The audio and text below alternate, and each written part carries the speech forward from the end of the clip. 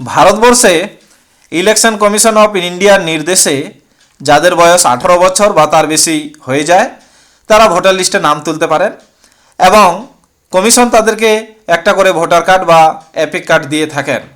এবার অনেকে যে জায়গায় ভোটার লিস্টে নাম তুললেন সেই জায়গায় 2-1 বছর থাকার পর অন্য কোথাও চলে যান বিভিন্ন কারণের জন্য, সেখানে গিয়ে আবার ভোটার লিস্টে নাম তুলেন। কিংবা বিশেষ করে মহিলাদের ক্ষেত্রে বাপের বাড়ি যখন থাকেন 18 বছর পূর্ণ হয়ে গেলেই ভোটার লিস্টে নাম তুলেন, তারপরে যখন বিবাহ হয়ে যায় নতুন জায়গায় গিয়ে আবার ভোটার লিস্টে নাম তুলেন। এবার অনেকে কি করেন, ভোটটা ট্রান্সফার করে নিয়ে গিয়ে ওই ভোটটাই কিন্তু অন্য জায়গায় নিয়ে চলে যান, ট্রান্সফার করেন। এবার অনেকে কি করেন, যখন যে জায়গাটাতে ছিলেন সেই জায়গার ভোটটা ট্রান্সফার না করে নতুন জায়গায় আবার ভোট তুলে নিলেন। তাহলে ওই ব্যক্তির কিন্তু আমাদের ভারতবর্ষে ওনার দুটো এপিক নাম্বার হয়ে গেল এবং নতুন যে এপিক নাম্বারটা হলো সেই এপিক নাম্বারের সঙ্গে পুরানো এপিক নাম্বারের কোনো লিঙ্ক থাকলো না। এটা একটা মারাত্মক ভুল। কেন ভুল সেটা আপনাদেরকে একটা ভোটার কার্ডের মাধ্যমে আমি দেখাবো। দেখেন, আমি একটা এপিক কার্ড নিয়ে নিয়েছি। এটা অনেক পুরানা এপিক নাম্বার ছিল, সেটা আবার পরিবর্তন হয়েছে। এখন নতুন এপিক নাম্বার যেটা আরপি দিয়ে শুরু হয়েছে, এখানে আমি বাকি নাম্বারগুলো 7টা নাম্বার সংখ্যা রয়েছে সেগুলো আমি হাইড করে রেখেছি, ডিটেলসগুলো হাইড করে রেখেছি। কেন, এগুলো ব্যক্তিগত তথ্য, তার জন্য কিউআর কোডটাও আমি সমস্ত কিছু হাইড করে রেখেছি। এবার দেখেন তাহলে নতুন এপিক নাম্বার কি আরপি দিয়ে শুরু হচ্ছে। ইনার পুরানা কিন্তু একটা এপিক নাম্বার ছিল, যেটা দেখেন এই যে ডান দিকে কোণে লেখা আছে, এদিকে old epic number WB oblique দিয়ে রয়েছে, বাকি নাম্বারগুলো আমি হাইড করে রেখেছি। তাহলে আপনারা এখান থেকে কি বুঝতে পারলেন যে যখনই কোনো একটা ব্যক্তির এপিক নাম্বার থাকবে সেটা কারণবশত যদি চেঞ্জও হয় তাহলে কিন্তু নতুন যে এপিক নাম্বারটা হবে বা ভোটার নাম্বারটা হবে সেই নাম্বারটার সঙ্গে আগের নাম্বারটার একটা লিঙ্ক করা থাকে। কমিশনের যে সফটওয়্যার বা ডেটাবেস, সেই ডেটাবেসে কিন্তু ইন্টারনালি লিঙ্ক করা থাকে।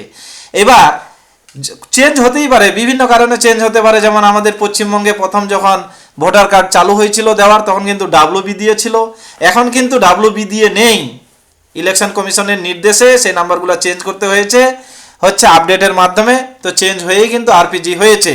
তাহলে আমরা এখান থেকে কি বুঝতে পারলাম যে ডেটাবেসে, কমিশনের যে ডেটাবেস, সেই ডেটাবেসে কোনো একটা ব্যক্তির যদি এপিক নাম্বার চেঞ্জও হয়ে যায় ইন্টারনালি কিন্তু লিঙ্ক করা থাকে।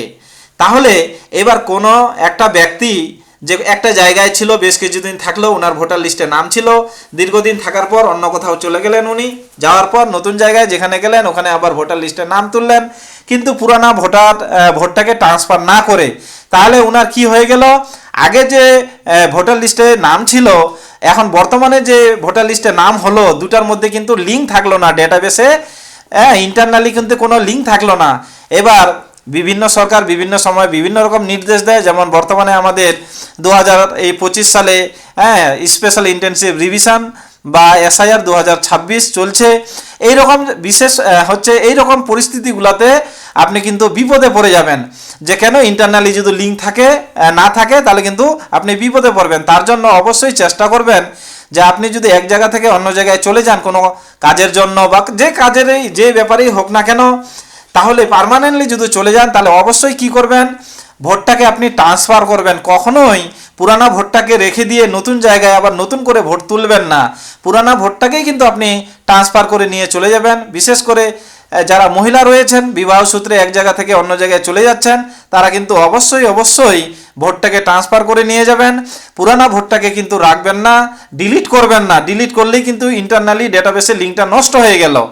আপনি অবশ্যই ট্রান্সফার করবেন, সেটা অনলাইনের মাধ্যমে ট্রান্সফার করা যায়, প্রত্যেক বছরেই ট্রান্সফার করা যায়।